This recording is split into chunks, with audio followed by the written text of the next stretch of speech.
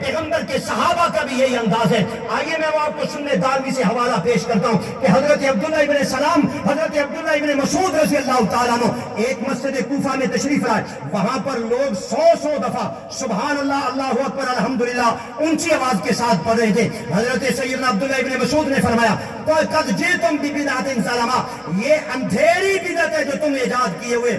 انہوں نے کوئی بڑا جرم نہیں کیا تھا بظاہر، انہوں نے سبحان اللہ 100 دفعہ پڑھا، الحمدللہ 100 دفعہ پڑھا، اللہ اکبر 100 دفعہ پڑھا. انہوں نے بظاہر کوئی بڑا جرم نہیں کیا تھا، لیکن حضرت عبداللہ ابن مسعود فرماتے ہیں قد جئتم ببدعۃ ظلمہ، یہ گھنونی بدعت ہے، یہ گھنونا جرم ہے. اور اس گھنونے جرم ہونے پر ابن مسعود نے جو دلیل پیش کی، قرآن پاک پیش نہیں کیا، پیغمبر کی حدیث پیش نہیں کی، یہ نہیں کہا کہ پیغمبر نے منع کیا تھا، بلکہ عبداللہ ابن مسعود فرماتے ہیں یہ کام تم کر رہے ہو، ما فعل اصحاب ما فعل محمد و اصحابہ صلی اللہ تعالی علیہ وسلم. اے لوگوں، یہ جو کام تم کر رہے ہو یہ کام نہ پیغمبر نے کیا نہ پیغمبر کے صحابہ نے کیا. جو کام نبی نے بھی نہیں کیا، نبی کے صحابہ نے بھی نہیں کیا، وہ سنت اور بولو وہ سنت نہیں ہے. گجرانوالہ میں ایک میت ہو گئی، ایک آدمی آگے بڑھا، اس نے کہا یار کل 8 بجے دعائے خیر ہوگی. ایک بریلوی مولوی آ گیا ہے، اس نے کہا یار دعائے خیر ہو یا کل خانی ہو، چیز تو ایک ہے. اگر ہم کل خانی کریں، لفظ بولے تم کہتے ہو یہ بدعت ہے، اور لفظ دعائے خیر تم کہو تو یہ سنت کہاں سے آ گیا؟ یہ بھی بدعت ہے. اور آج کل ہم نے بھی ایک رنگین بدعت نکال رکھی ہے، اور وہ بدعت رنگین کیا ہے؟ جب کوئی بندہ فوت ہو جاتا ہے، تیسرے دن مولوی صاحب کو ہم بھی بلا لیتے ہیں، حضرت تقریر کے لیے تشریف لائیے، بیان کے لیے تشریف لائیے، اور ہاں بہانہ یہ کہ ہم نے رد بدعت کرنی ہے، ہم نے رد بدعت کرنی ہے، تو تشریف لائیے. میرا بھائی، ہمارا سوال یہ ہے پیغمبر کے زمانہ میں کتنی میتیں ہوئی، امام الانبیاء کے زمانہ میں کتنے لوگ فوت ہوئے، لیکن یہ کام جو ہم کرنا چاہ رہے ہیں یہ پیغمبر اسلام نے کیا؟ حالانکہ وہاں ضرورت زیادہ تھی، لیکن جب نبی نے نہیں کیا ہم کیوں کریں؟ جب پیغمبر نے نہیں کیا. اور بھی بدعات ہے، مثلا کہ جب کوئی تعزیت کے لیے آتا ہے کہتا ہے جی ہاتھ اٹھائیے دعا کیجیے، دعا کریں. پتہ نہیں یہاں یہ بدعت ہے کہ نہیں، ہمارے ہاں تو بڑی بدعت ہے، یہاں بھی ہے بدعت، ہاں یہاں بھی بدعت ہے کہ جب بھی کوئی تعزیت کے لیے آئے کہیں جی دعا کریے. اب سبھی ہاتھ اٹھاتے ہیں، بیٹا بھی اٹھا رہا ہے، بھائی بھی اٹھا رہا ہے کہ جی انہوں نے کہہ دیا ہاتھ اٹھانا. لہذا یہ بھی یاد رکھیے کہ دعائے منقولہ منصورہ میں جو رسول اللہ سے ثابت ہیں، وہاں پر ہاتھ وہیں اٹھائے جائیں گے جہاں رسول اللہ نے اٹھائے، اور اتنے ہی اٹھائے جائیں گے جتنے رسول اللہ نے اٹھائے. اٹھائے بھی وہیں جائیں گے جہاں، اور اٹھائے بھی اتنے جائیں گے جتنے. میں دونوں کو حوالہ پیش کر رہا ہوں، دونوں کی بات کر رہا ہوں. آپ بیت اللہ میں جائیے، کعبہ پہ جائیے. آپ نے علماء سے یہ بات سنی، پہلی نظر جب بیت اللہ پہ لگے تو جو دعا کی جائے وہ دعا اللہ قبول کرتا ہے. اب وہاں پر آپ جائیے، بیت اللہ کو دیکھ کر لوگ کیا کرتے ہیں؟ ہاتھ اٹھا کر دعا کر رہے ہیں. اب کوئی بھی کبھی نہیں سمجھ رہا، لیکن یہ ہاتھ اٹھانا بیت اللہ پر پہلی نظر کے لیے اٹھانا بھی بدعت ہے. ہاتھ اٹھانا کیا ہے؟ میں روایت حدیث ترمذی سے پڑھ رہا ہوں، حضرت جابر بن عبداللہ سے پڑھ رہا ہوں رضی اللہ تعالیٰ عنہ. حضرت جابر کا شاگرد کہتا ہے استاد یہ مکرم یہ بتائیے کہ ہمیں یہ بات پہنچی ہے کہ پیغمبر کائنات نے یہ بات فرمائی ہے کہ جب بیت اللہ پہ پہلی نظر لگے اور وہاں پہ جاؤ تو وہاں دعا کی جائے اور وہ دعا رب قبول کرتا ہے، تو فرمائیے کہ کس طرح دعا کی جائے. حضرت جابر بن عبداللہ کہتے ہیں ہم پیغمبر کے زمانہ میں جس وقت وہاں بیت اللہ پہ جاتے تھے لا نرفع ایدینا، ہم دعا کرتے تھے ہاتھ نہیں اٹھاتے تھے. صحابی کیا کہہ رہے کہ ہم دعا کرتے تھے ہاتھ، تو کیا سمجھے ہو کہ ہاتھ وہیں اٹھائیں گے جہاں رسول اللہ نے اٹھائے، ہاتھ وہیں اٹھائے جائیں گے جہاں.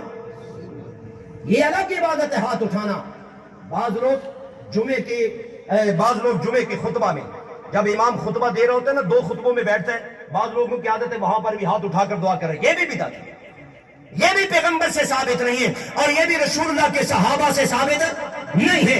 اور اذان کی بات کی دعا میں بعض لوگوں کی عادت ہے ہاتھ اٹھا کر دعا کرنا، یہ بھی پیغمبر سے ثابت نہیں ہے اور پیغمبر کے صحابہ سے ثابت نہیں ہے۔ چلیے میں ایک اور مقام بخاری کا پڑھتا ہوں۔ ایک صحابی تشریف لائے، مسجد میں تشریف لائے، ایک گورنر اور ایک امیر لشکر اور امیر شہر وہ جمعہ پڑھا رہا ہے۔ حدیث پاک بخاری کی ذکر کر رہا ہوں، اور وہ جمعہ پڑھا رہے ہیں، اور جمعہ پڑھاتے پڑھاتے وہ دونوں ہاتھوں کو خطبے میں اٹھا رہا ہے، دونوں ہاتھوں کو یوں ہلا رہا ہے، تو حضرت صحابی نے اس کے دونوں ہاتھوں کو اٹھے ہوئے کہا کبّہ اللہ ھذین ھذین الیدین، رب کریم ان دونوں ٹھنگرے ہاتھوں کو توڑ کے رکھ دے۔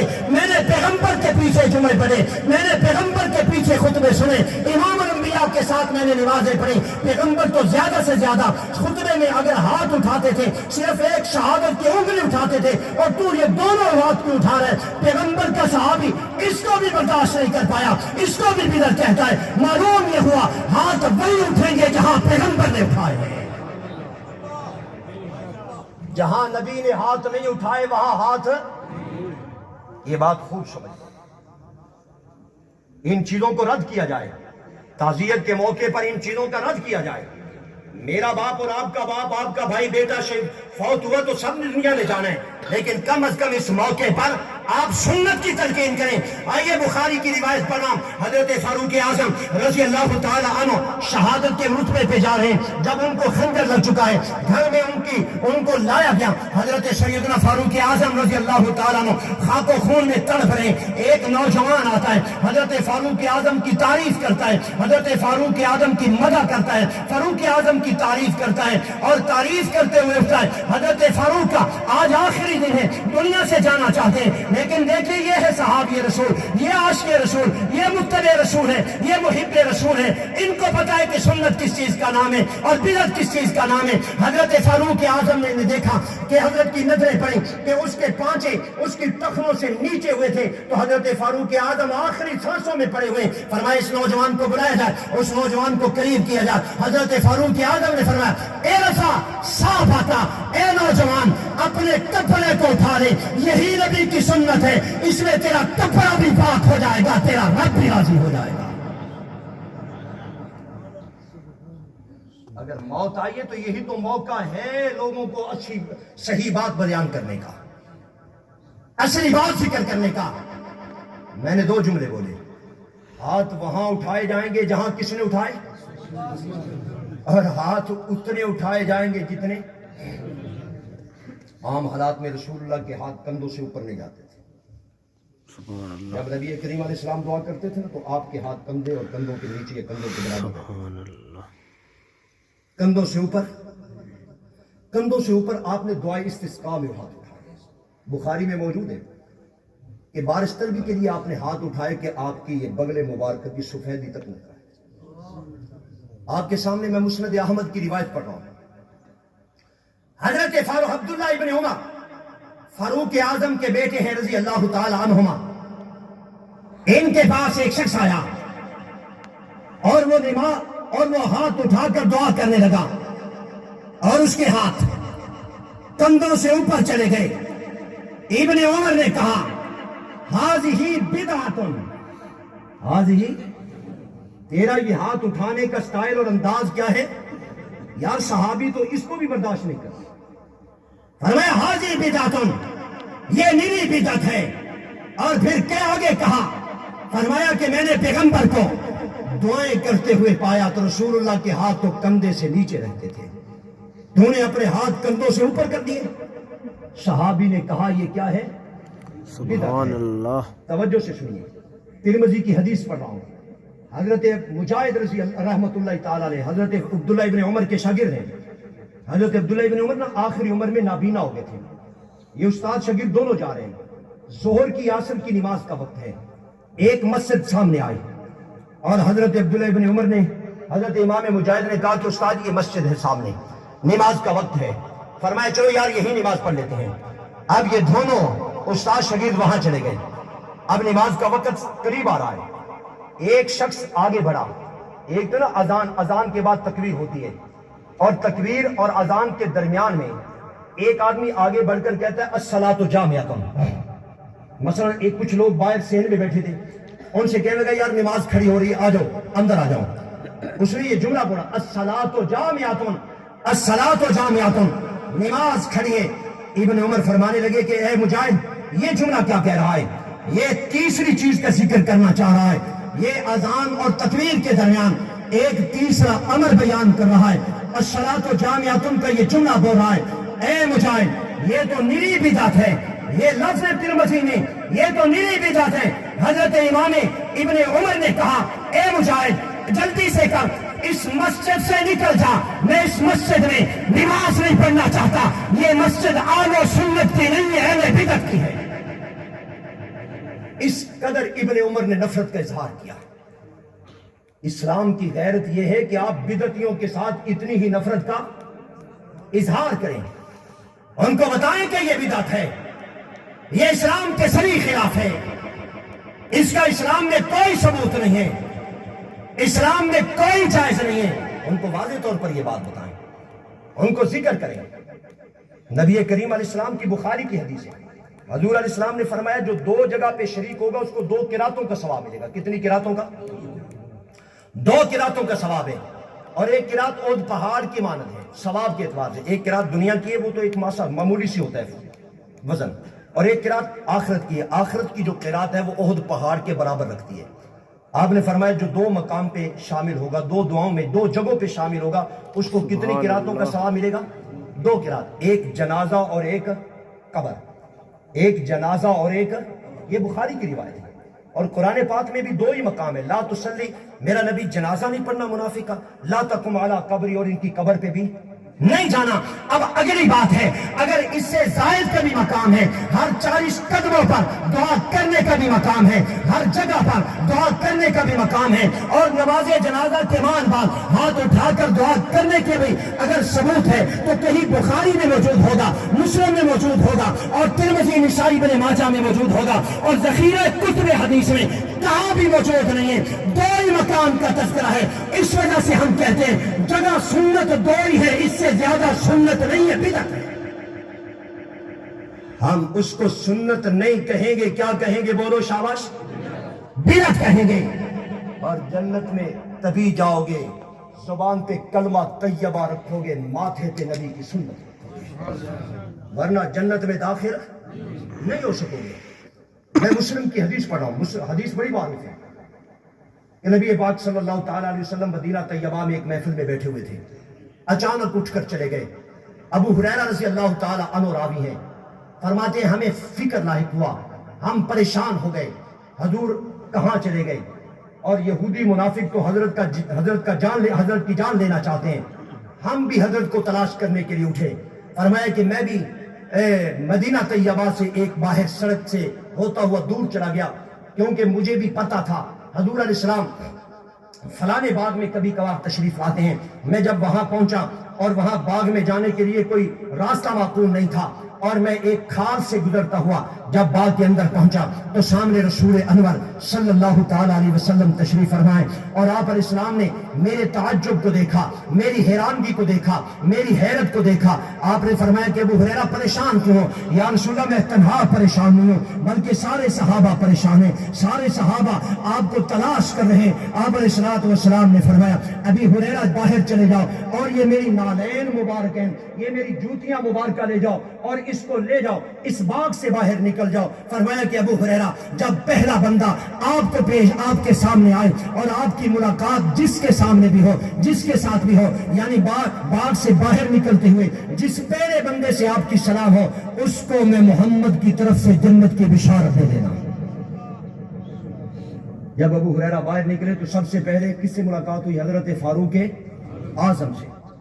یہ تو مشہور حدیث ہے، لیکن سوال یہاں یہ ہوتا ہے حضور علیہ السلام نے ابو ہریرہ کو نشانی کے طور پر اپنا پٹکا کیوں نہیں دیا، اپنی چادر کیوں نہیں دی، اپنا حضرت نبی کریم صلی اللہ علیہ وسلم نے اپنی پگڑی مبارک کیوں نہیں دی، اور پگڑی کے نیچے جو حضرت کی ٹوپی تھی آپ نے وہ کیوں نہیں عنایت کی؟ چلیے ان چیزوں کو بھی چھوڑیے، اگر حضرت ابو ہریرہ جیسا محدث کبیر اور صادق و امین بندہ اگر جاتا، نالین لے کے نہ جاتا، مبارکین لے کے نہ جاتا، اور جا کر لوگوں کو کہتا کہ اس بات کے اندر پیغمبر کائنات موجود ہیں، کیا صحابہ نے نہیں ماننا تھا؟ کیا صحابہ نے تسلیم نہیں کرنا تھا؟ اس امت میں سب سے زیادہ حدیثیں بیان کرنے والا یہ ابو ہریرہ ہے، اور امت نے اس کو تسلیم بھی کیا ہے، امت نے اس کی تصدیق بھی کی ہے، تو آخر کیوں، کس بنیاد پر کہ پیغمبر کائنات نے اپنی نالین مبارکین دی؟ حضرت ابو ہریرہ کو اگر نشانی کے طور پر دینا چاہتے تھے تو آپ علیہ السلام کو چادر دے دیتے، اپنی پگڑی مبارک دے دیتے اور اپنی ٹوپی دے دیتے۔ حضرت سلطان اور حضرت سلطان الرحمت حضرت ملا علی قاری رحمت اللہ تعالیٰ نے مرکات شرح مشکات کے اندر اس مسئلے کو بیان کرتے ہوئے فرماتے ہیں کہ دراصل بات یہ ہے، بات نشانی کی نہیں تھی، نہ بات علامت کی نہیں تھی، علامت کے بغیر بھی صحابہ حضرت ابو ہریرہ کی مانتے تھے، لیکن پیغمبر یہ سمجھانا چاہتے تھے کہ ابو ہریرہ اس باغ سے باہر جاؤ اور جو بندہ سب سے پہلے ملے اس کی زبان پہ کلمہ طیبہ ہو، لا الہ الا اللہ پڑھتا ہو، اور نالین بھی لے جاؤ ابو ہریرہ، وہ جنت میں جائے گا۔ اشارہ کر دیا کہ وہ زبان سے کلمہ پڑھتا ہو اور وہ قدموں پہ میری جوتیوں کے پیچھے چلتا ہو، وہ جنت میں جائے گا۔ زبان پہ کلمہ طیبہ اور یہاں پر پیغمبر کی سنت، جنت میں جانے کی یہ گارنٹی ہے۔ تمہیں یہ کس نے سمجھا دیا کہ صرف کلمہ طیبہ پڑھنے سے جنت میں جاؤ گے؟ کیا آپ کے سامنے بخاری کا وہ مقام نہیں ہے کہ پیغمبر کائنات صلی اللہ تعالیٰ علیہ وسلم نے کہا کہ جو بدعت کر کے آئے گا میں تو اس کو حوض کوثر بھی نہیں دوں گا؟ کیا آپ کے سامنے وہ ابن ماجہ کا مقام نہیں ہے کہ پیغمبر کائنات نے فرمایا حلت شفاعت لامتی، میں سفارش ساری امت کے لیے کروں گا، لیکن الا صاحب بدعت، جس شخص نے بدعت کی پیغمبر کائنات نے فرمایا میں اس کے لیے سفارش بھی نہیں کروں گا۔ بدعت کے لیے تو پیغمبر صفات بھی نہیں کرتے، بدعت کے لیے تو پیغمبر کائنات حوض کوثر کا پانی بھی نہیں دیتے۔ میں نے ابتدا میں ایک حدیث پڑھی، میں نے اپنی تقریر کا آغاز ہی وہاں سے کیا تھا۔ وہ حدیث کیا تھی؟ ایک دفعہ پھر دہرانا ہوں، آخر میں چونکہ حوض کوثر کی بات آئی ہے، میں نے حدیث یہ پڑھی کہ نبی کریم نے فرمایا علیہ السلام نے، آپ نے فرمایا اذا حدث فی امتی البدع، جب میری امت میں بدعتیں عام ہونے لگ جائیں، وشتم اصحابی، اور میرے صحابہ کو گالی دی جانے لگی، فلیظہر العالم علما، عالم کو چاہیے کہ اپنا علم بیان کرے، عالم کو چاہیے سنت رسول پہ بات کرے، عالم کو چاہیے عظمت صحابہ کی بات کرے، صحابہ کے مقام کو بیان کرے، صحابہ کی شان کو بیان کرے۔ اور پیغمبر نے فرمایا اگر عالم نہیں کرے گا فمن لم یفعل علیہ لعنت اللہ والملائکۃ والناس اجمعین، اس پہ اللہ کی بھی لعنت، فرشتوں کی بھی لعنت، انسانوں کی بھی لعنت۔ بات چلی ہے حوض کوثر کی، تو حوض کوثر کی بات پر حضور نے کیا فرمایا؟ میں بدعتی کو حوض کوثر کا پانی، اور بولو شاباش، میں بدعتی کو حوض کوثر کا پانی نہیں دوں گا۔ اور حضور نے فرمایا ابو بکر کو یوں اشارہ کر کے انت صاحبی فی الحوض، ابو بکر تو میرا حوض کوثر پر ساتھی ہوگا۔ کیوں؟ وجہ، ابو بکر تو حوض کوثر پر میرا کیا ہوگا؟ اگر ساری حدیثوں کو سامنے رکھو، اگر میں علماء محدثین اور مفسرین اور محققین کی تشریحات کو سامنے رکھو، نتیجہ یہ بنتا ہے کہ پیغمبر کائنات کے حوض کوثر پر حضور مکرم کا منبر بچھا ہوا ہوگا۔ یہ منبر کا تذکرہ تو بخاری بھی کرتا ہے، تو پیغمبر کا منبر ہے، پیغمبر منبر پہ تشریف فرما ہے، اور اس منبر کی ایک سائڈ پر ابو بکر صدیق دائیں طرف پر کھڑے ہیں، اور بائیں طرف پر حضرت فاروق اعظم کھڑے ہیں، اور حوض کوثر کے دوسرے دو کناروں پر حضرت عثمان اور حضرت علی کھڑے۔ ہمارا یہ مزاج ہے، ہمارا یہ نظریہ ہے کہ چاروں پیغمبر کے صحابہ حوض کوثر پر آئے اس وجہ سے کہ جنت میں وہ ہی جائے گا، حوض کوثر کا پانی وہ پیے گا کہ جس کے دل میں نبی کے چاروں صحابہ کی یکسائی محبت ہوگی۔ سبحان اللہ، سبحان اللہ۔ جس کے دل میں ابو بکر کی محبت نہیں ہے سبحان اللہ. وہ حوض ترمذی کی روایت سناؤں. حضور علیہ السلام مسجد نبوی میں آ رہے ہیں. ظہر سے پہلے کا وقت ہے. آنے کی شان بڑی عجیب ہے. ایک ہاتھ میں ابو بکر کا ہاتھ ہے, دوسرے ہاتھ میں عمر کا ہاتھ ہے. ایک ہاتھ میں اور دوسرے میں عمر کا ہاتھ ہے. تھوڑا سا تصور میں جاؤ, کیا منظر ہے.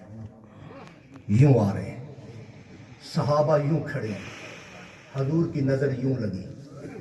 صحابہ بڑے تعجب اور حیرت سے ان تینوں بزرگوں کی آمد دیکھ رہے ہیں.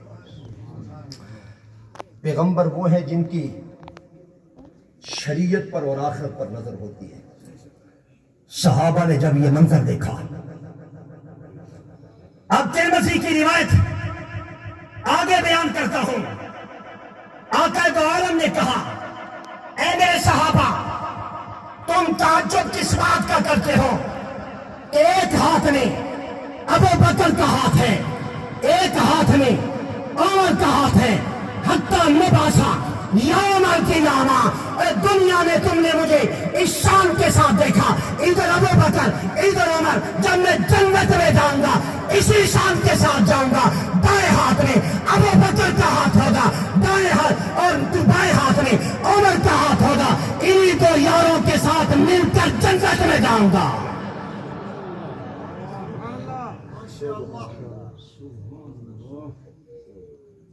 ابو بکر یہاں بھی نبی کے ساتھ, غار میں بھی,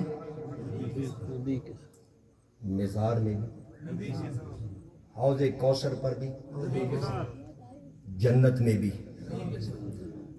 قرآن میں بھی. قرآن میں بھی نبی کے ساتھ. ایک نقطہ ذکر کرنا چاہ رہا ہوں, قرآن میں بھی نبی کے ساتھ. آخری پارہ سورت اللیل, جس میں ابو بکر کی شان ہے. سورت اللیل کے بعد سورت الضحیٰ, جس میں محمد پاک کی شان ہے. سورت اللیل اٹھائیے تفاصیل. سورت اللیل کا نام سورت ابی بکر ہے. سورت الضحیٰ کا نام سورت محمد ہے. سورت ابی بکر سورت محمد. علماء نے لکھا, علماء نے ذکر کیا, نبی ابو بکر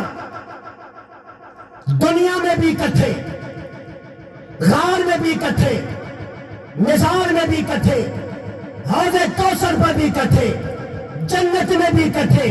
رب کائنات نے قرآن مقدس میں دو صورتیں اکٹھی رکھی, ایک ابو بکر, ایک سورت محمد. اور علماء نے یہاں یہ خط لکھا, جب اس پہ مرض الوفات کا وقت شروع ہو جائے اس کو کیا کرو. مولانا یہ صاحب ساری امت نے مانا کیا, حضرت امام ترمذی نے یہ مانا کیا, بہت ہی لیکن لوگوں نے یہ کہا کہ جی اچھا قبر پہ بیان ہو تقسیم رہا کرنی ہے. ہے. سنیں, میں ایک بات پہ بڑا حیران ہوں. آپ ساری حدیثوں کو سامنے رکھیں, ایک نتیجہ سامنے آئے گا کہ پیغمبر کائنات نے صلی اللہ علیہ وسلم نے میت کے حوالے سے سارے مسائل بیان کیے. مثلا آپ حدیثوں کی طرف جائیں, آپ کو یہ نتیجہ سامنے آئے گا کہ جس وقت میت قریب المرض ہو, فرمایا پیغمبر کائنات نے اس کے پاس بیٹھ کر تلقین کرو. جب وہ بندہ فوت ہو جائے, امام الانبیاء فرماتے ہیں اس کی آنکھوں کو بند کر دیا جائے, اس کے ہونٹوں کو بند کر دیا جائے, اور اس کی انگلیوں کو باندھ دیا جائے, اور اس کا منہ قبلے کی رخ کر دیا جائے. اور جس وقت آپ نے نعرے لگو, امام الانبیاء صلی اللہ تعالیٰ علیہ وسلم فرماتے ہیں کہ پانی کے اندر بیڑی کے پتے ڈالو, اس کو بیڑی کے پتوں کا جوڑ دو. یہ بھی حدیث مقدسہ میں موجود ہے. فرمایا کہ بیڑی کے پتوں کے ساتھ پانی کو جوش دیا جائے, اور فرمایا کہ سب سے پہلے اس کو وضو کیا جائے. میں اپنی طرف سے نہیں کہہ رہا، امام الانبیاء کی حدیثوں کا ترجمہ اور مفہوم آپ کے سامنے ذکر کر رہا ہوں۔ بخاری سے لے کر ابن ماجہ تک ہمارے سامنے حدیث موجود ہے۔ فرمایا کہ اس کو غسل دو، غسل دینے سے پہلے اس کو وضو کروایا جائے، اور وضو کروانے کے بعد آپ نے فرمایا اس کو غسل دیا جائے، اور غسل کا طریقہ بھی اسی طرح رکھا جائے کہ جس طرح کے انسان کو زندہ کو غسل دیا جاتا ہے، یعنی دائیں طرف سے شروع کیا جائے۔ حضور انور صلی اللہ تعالیٰ علیہ وسلم فرماتے ہیں جب غسل دے دیا جائے، اس کے وہ اعضاء کہ جن جو سجدہ میں رکھتے ہیں، فرمایا ان پہ کافور کو چھڑک دیا جائے، ان میں خوشبو لگا دی جائے۔ یہ بھی پیغمبر کائنات نے فرمایا کہ انسان جب فوت ہوتا ہے اس کو 3 کفنوں میں 3 کپڑوں میں کفن دیا جائے، عورت کو 5 کپڑوں میں کفن دیا جائے۔ پیغمبر کائنات علیہ السلام نے فرمایا جس وقت کفن میں اس کو بند کر دیا جائے، اس کو چارپائی پہ رکھ دیا جائے، حضور علیہ السلام فرماتے جو بندہ اس کو کندھا دے گا اس کو ایک ایک قدم پر 40 سال کے اس کی عبادت اس کو قبول ہوگی اور اس کو ثواب ملے گا۔ حضور نے یہ بات بھی ارشاد فرمائی اس کو کندھے پہ اٹھاؤ۔ آپ نے یہ بھی فرمایا کہ اس کو تیزی کے ساتھ نہ لے جاؤ، آہستہ آرام کے ساتھ لے جاؤ۔ پیغمبر فرماتے لوگ میت سے آگے نہ جائیں بلکہ جنازے سے۔ یہ ساری باتیں کہاں سے بیان ہو رہی ہیں؟ حدیث رسول سے بیان ہو رہی ہے کہ لوگ سارے پیچھے جائیں، آگے میت کے کوئی نہ ہو۔ امام الانبیاء صلی اللہ تعالیٰ علیہ وسلم فرماتے ہیں کہ جب تک میت کو کندھے سے نیچے نہ رکھا جائے کوئی بندہ بیٹھے نہیں۔ حضور نے یہ بات بھی بیان فرما دی۔ آپ علیہ السلام نے فرمایا کہ ایک آدمی آگے بڑھ جائے اور اس کا جنازہ پڑھے، جنازہ کی 4 تکبیریں، ہر تکبیر کے بعد کیا پڑھنا ہے آپ نے وہ بات بھی بیان فرما دی۔ اور حضور علیہ السلام فرماتے ہیں اس کو قبر تک لے جایا جائے اور قبر میں اس کو اتارتے وقت اس کو کعبے بیت اللہ کی طرف سے قبر میں اتارا جائے۔ یہ بھی حدیث مصطفیٰ میں موجود ہے۔ فرمایا ایک بندہ اندر اترتے ہوئے فلانی وہ دعا پڑھے، دعا کا بھی تذکرہ حدیث مقدسہ میں موجود ہے۔ اور پیغمبر کائنات نے فرمایا کہ اس کے اوپر پردہ ڈال دیا جائے تاکہ اس کا سطر کھلے نہیں، اس کو وہاں ڈال دیا جائے۔ امام الانبیاء صلی اللہ تعالیٰ علیہ وسلم نے قبر کا انداز بھی بیان کر دیا کہ قبر کو اس طرح رکھا جائے، قبر کو اس طرح بنایا جائے۔ حضور علیہ السلام نے 2 قراتوں کی بات بھی بیان کر دی اور ساری باتوں کو بیان کر دیا،